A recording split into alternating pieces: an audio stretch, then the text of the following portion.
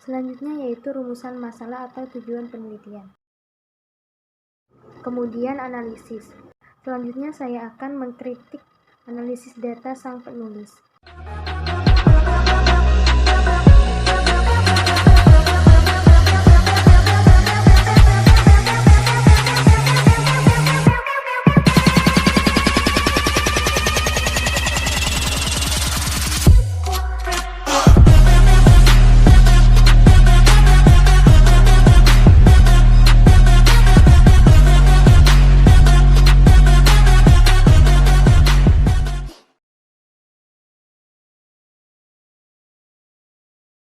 Assalamualaikum warahmatullahi wabarakatuh. Saya Safiratul Husna T 2018-1161. Di sini saya akan mempresentasikan hasil dari review paper saya. Yang pertama yaitu identitas paper. Judul dari paper saya yaitu Ortodoksi dan Heterodoksi Nilai-nilai di Pesantren. Studi kasus pada perubahan perilaku santri di era teknologi digital.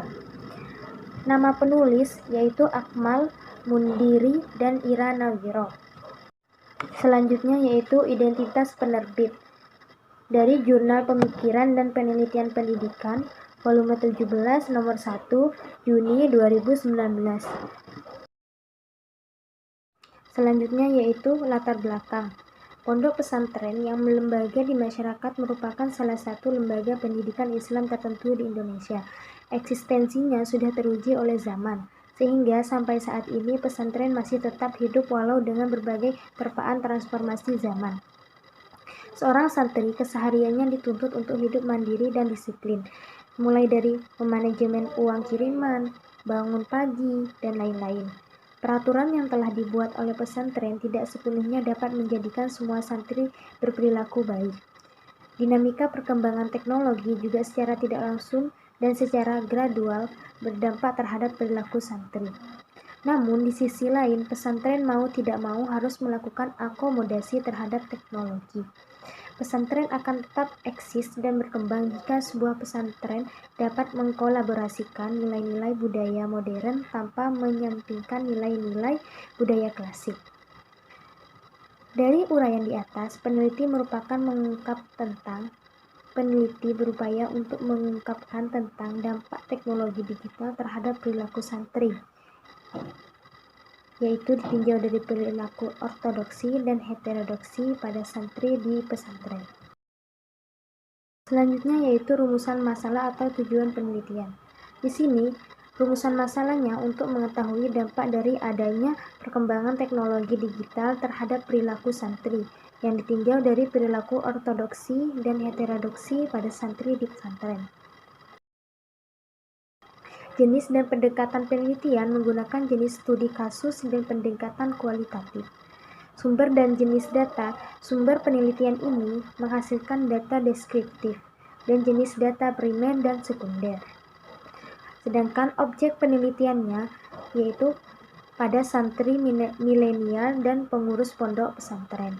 Teknik pengumpulan data yaitu menggunakan teknik analisis data Miles dan Huberman dengan reduksi data dan penarikan kesimpulan. Selanjutnya yaitu teori.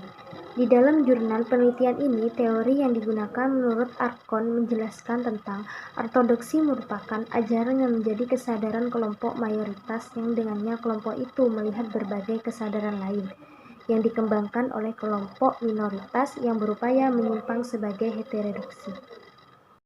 Selanjutnya yaitu temuan.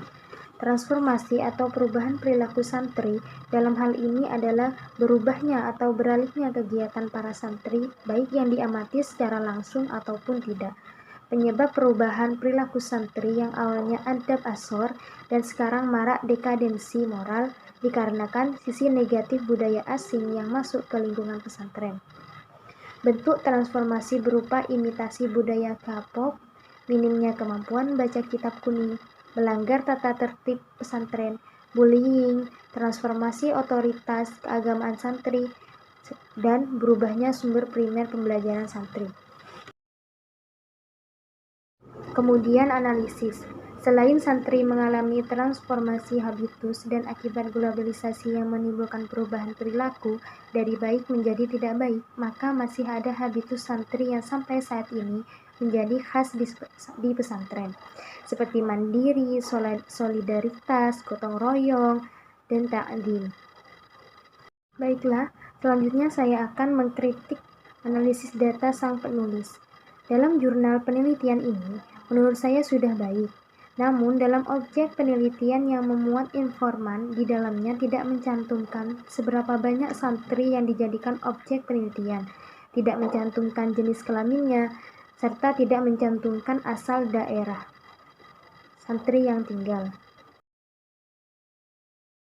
Baiklah, di sini saya akan menawarkan teori dari Gordon Allport tentang agama dan perkembangan pribadi manusia. Menurut Allport, pribadi itu makhluk yang bergerak dan berubah tiap waktu. Agama bermanfaat bagi pribadi seseorang. Allport menunjuk tradisi dalam teori kepribadian yang sudah mapan.